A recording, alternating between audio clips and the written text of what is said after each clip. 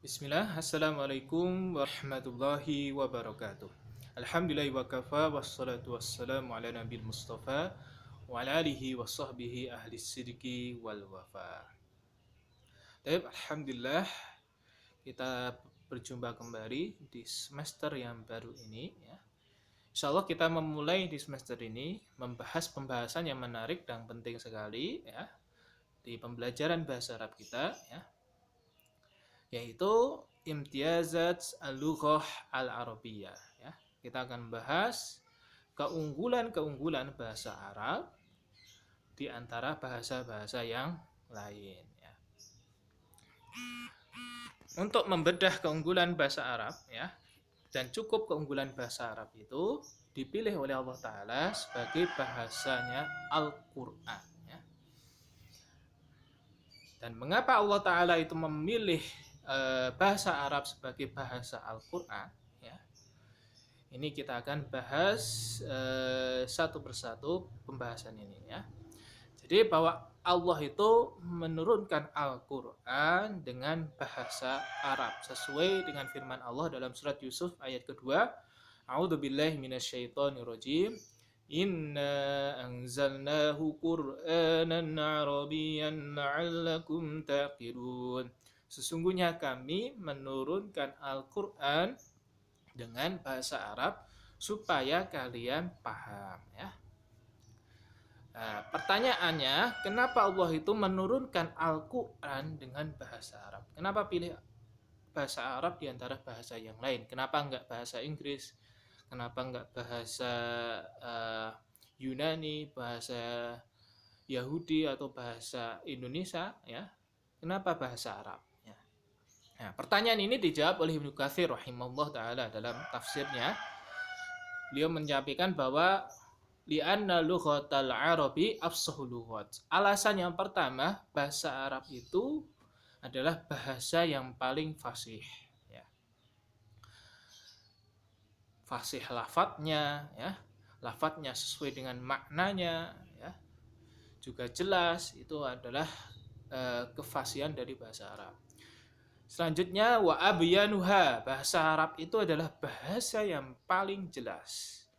Wa ausa'uha, bahasa yang paling luas. Wa aktsaruha ta'diyatan lil ma'ani allati taqumu bin nufus, dan paling banyak mengandung makna yang bisa menenteramkan jiwa ya, membangkitkan jiwa ya. Maknanya itu sampai ke dalam hati ya. Ini adalah beberapa keunggulan dari bahasa Arab yang disampaikan oleh Ibnu Katsir ya. Kita akan bahas satu persatu keunggulan-keunggulan dari bahasa Arab ini ya.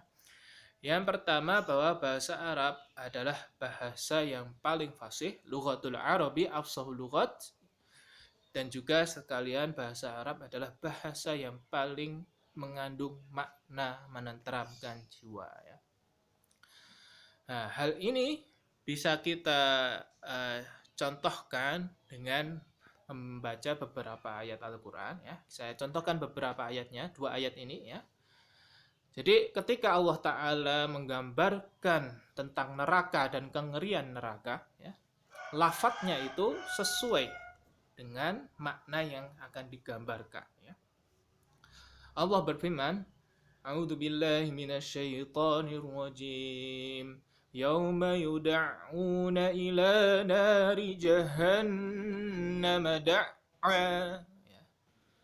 Ya, ketika kita baca ayat ini nih, bagaimana kita kesusahan ya dalam melafadzkan beberapa kata ya. Yud'auna ila nari jahannam da'a. Ya. Ya.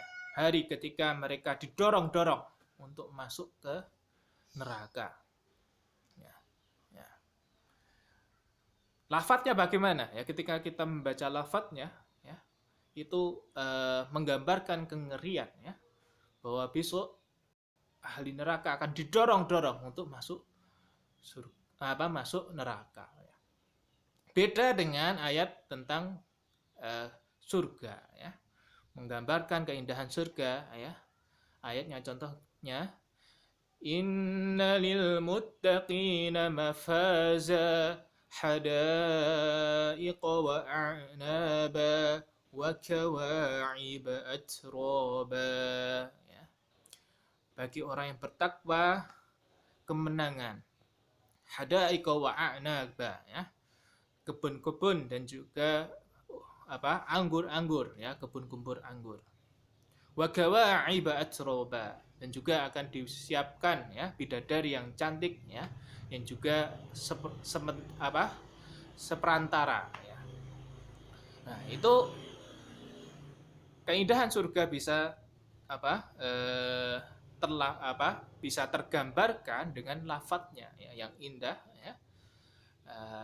Dan ini adalah keunggulan bahasa Arab, bagaimana itu lafadznya itu sesuai dengan maknanya, dan ini menunjukkan kefasihan dari bahasa Arab, ya. Kemudian kita bahas keunggulan bahasa Arab yang kedua, yang selanjutnya, maksudnya yaitu lughatul Arabi abyanul lughat, ya. Bahasa Arab itu adalah bahasa yang paling jelas, ya. Kejelasan bahasa Arab ini, ya, sadar atau tidak sadar kita temui ketika kita belajar umpamanya domir atau belajar kata ganti dalam bahasa Arab. Ya, kata ganti bahasa Arab itu kadang ada yang ngeluh, santri kok banyak sekali Ustaz, ya. Kata gantinya itu sampai 14 kata ganti. Huwa, huma, hum, hiya, huma, hunna, sampai ana, nahnu, ya. Kenapa banyak sekali, ya?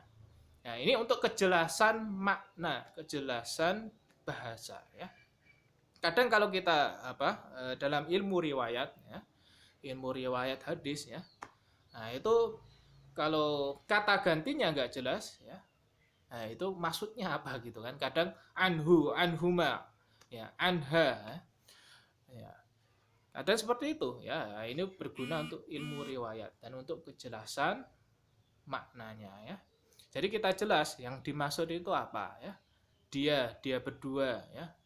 Mereka 3 atau lebih, ya. Dia laki-laki atau dia perempuan. Jelas, ya. Ya, kamu laki-laki atau kamu perempuan, jelas, ya, dalam bahasa Arab. Tidak mungkin kalau dalam bahasa Indonesia, ya.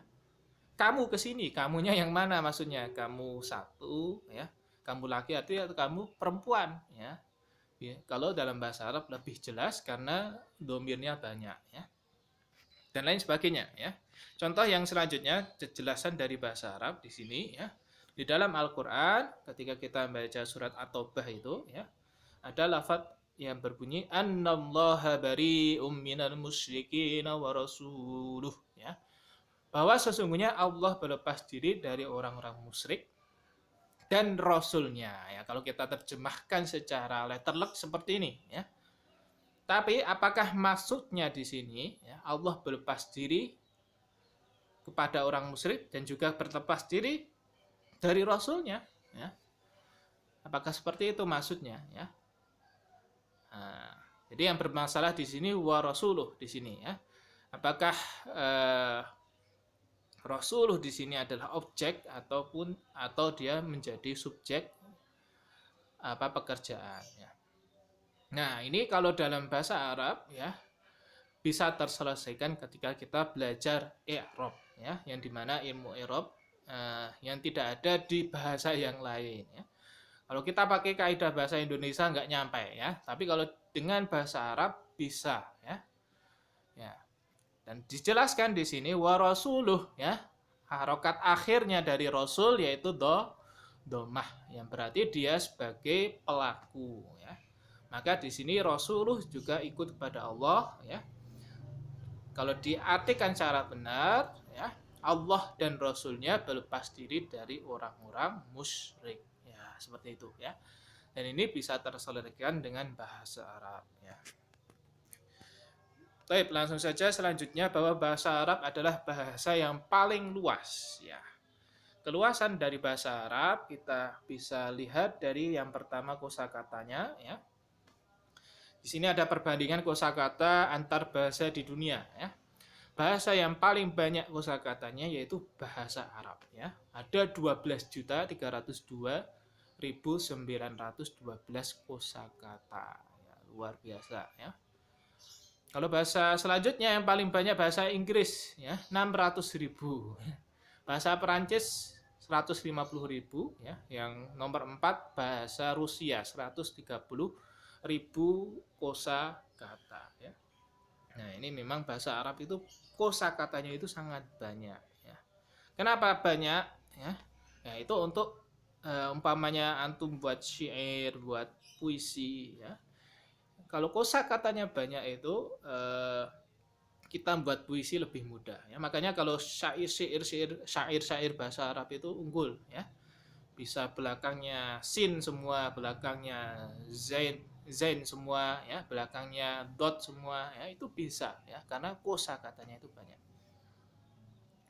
Nah, itu selanjutnya ini ya, bahwa fakta selanjutnya bahwa bahasa Arab itu ketika menggambarkan singa itu ya mempunyai 150 nama untuk singa ya.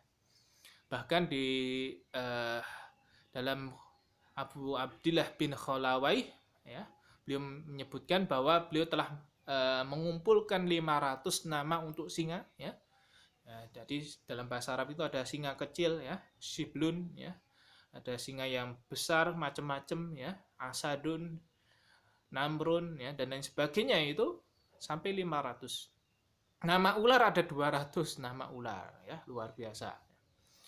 Kemudian ada 80 nama untuk madu ya, 1000 nama untuk pedang ya. Pedang itu sampai ada 1000 nama ya, luar biasa ya.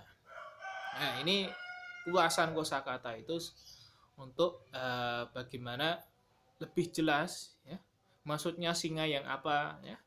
Juga untuk kemudahan kita dalam membuat syair ya, untuk menjelaskan sesuatu ya dan lain sebagainya ya. Contoh ya, dalam bahasa Arab itu ada kata ya, umpamanya saya berkata astaiqidu mubakkiron ya. Apa artinya ya? Coba diartikan dalam bahasa Indonesia ya. Terutama mubakkiron ya. Astaiqidu artinya apa? Saya bangun, mubakkiron. Itu dalam bahasa Indonesia tidak ada kata spesifik ya, mengartikan mubakkiron ya. Ya. Tapi kalau dalam bahasa Jawa ada ya, gasik ya, mubakkiron itu artinya gasik. Aku bangun tangi gasik ya. Dalam bahasa Indonesia nggak ada ya, harus 2 kata mungkin ya, lebih pagi, lebih awal.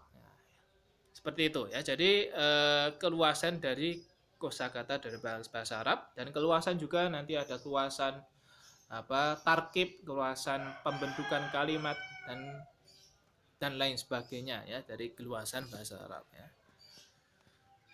Kita lanjut selanjutnya yang terakhir ya, ini tambahan dari kami bahwa bahasa Arab itu bahasa yang paling ringkas ya, aqsarul lughat ya, paling ringkas di antara bahasa yang lain.